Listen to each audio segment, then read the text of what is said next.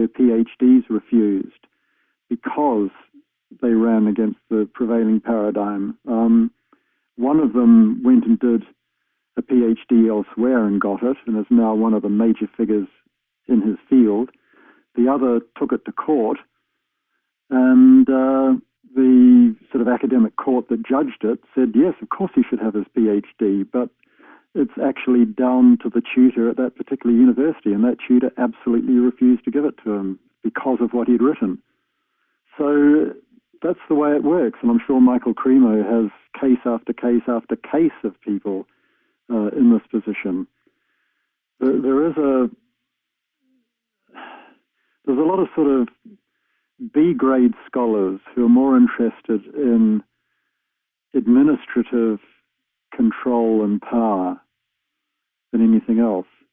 I mean, for example, the guy who's the current head of the Antiquities Department in Israel once physically attacked me, punched me on the sofa of my own home after I'd driven him from Oxford to my home where he was staying the night, given him a good meal, and I was driving him to the airport the next day. He physically attacked me in my living room because of some grudge he had or other.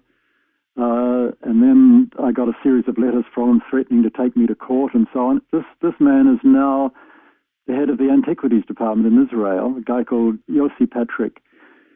And I don't care who knows this, because it's true.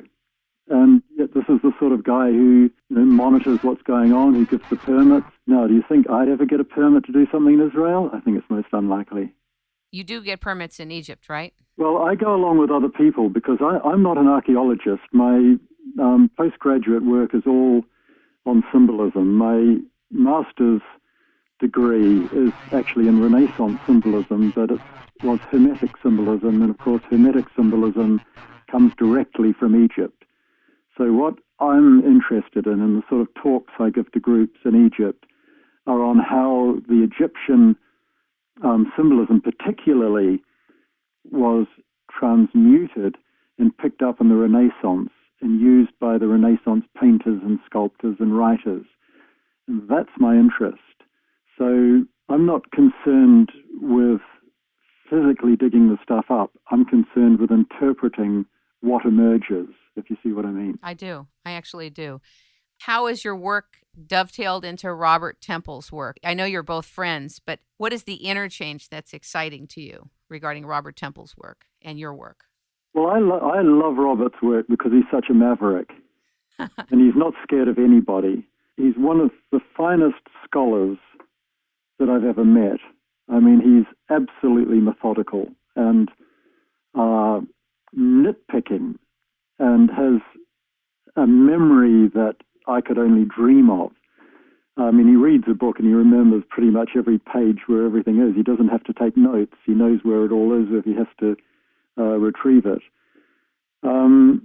But he's made a lot of enemies, and he's constantly having to battle against this. And I like that too, because I like the fact that he's got the courage and the strength to keep battling.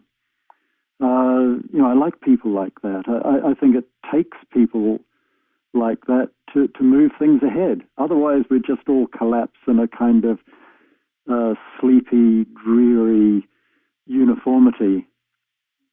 Again, this is Michael Cremo's area. I mean, it's just, you have to keep pushing. It's definitely a very exciting route of understanding our past, who we are, and what actually has happened. Fascinating. Yeah, it's absolutely exciting, and I'm driven by the excitement of it. When I'm researching, I'm sort of bubbling with excitement at what I might find and the implications of what I might find, because I know that when I'm looking at stuff, I will find things, because I've never not found things. It's all there. It's just being able to bring an independent and unbiased perspective to the data. And that's actually surprisingly difficult. And probably very rare. Probably. I mean, a lot of people lack courage. I suppose I could say. I mean, maybe that sounds a bit arrogant. No, it's true. It's definitely true because people are concerned about their jobs, their status, their ability to continue working. You know, the loss of a paycheck has more power over most people than a lot of things. Yeah, it's true. Look at what happened in climatology. A lot of these scientists all over the world are scared to stand up and explain the data, not the story, but the data, because they'll lose their positions. It's terrible. Yeah, that's true. And their grants. Yeah, that's perfectly true. It is a big thing that, that's why I admire people who go against it, and Robert Temple is one of them. Do you miss Richard Leigh? I do, terribly. Yeah, I mean, we used to, we talked almost every day. We sort of, how we put things together when I was doing projects with him, we used to have sort of brainstorming sessions constantly, and he and I were very different personalities, but we were both coming from the same place, and we both had, similar kind of knowledge of things. And I used to love these brainstorming sessions and the way we put things together. So, yeah, it's a great loss. He seemed to have passed on young. I mean, he wasn't an old guy. No, I think he was 62. That's not old. No. In today's terms, that's not old. No, he wasn't well. Okay. Truth of it, and he really needed to get into hospital and be sorted out. And had he done so, I don't think he would have died. But because of this case, involving Dan Brown and the rest of it, it just, that took over our lives for a couple of years, and I think that basically did for him, frankly. Since you've mentioned it, and I didn't know whether to mention it or not, I just wondered if you could just explain what you just said. You went to court for several years and were in a lawsuit. Well, the thing, I mean, there's not much to say, really. I mean, what does a writer or a filmmaker or an artist own? He or she owns intellectual property. And we felt, and I think correctly, that Dan Brown had stolen our intellectual property because he was claiming, I mean, by British law, if you used someone else's research for commercial gain and you used their research so that you didn't have to do your own, then that was a violation of intellectual property. And, it was obvious that that's what he had done with the Da Vinci Code. And so, I mean, we never wanted to go to court. We just wanted recognition of this fact that actually we'd done the research. But the publishers played hardball and they refused to even talk to us for about 3 months. And I think they really wanted the court case. I think they probably wanted the publicity. I don't know.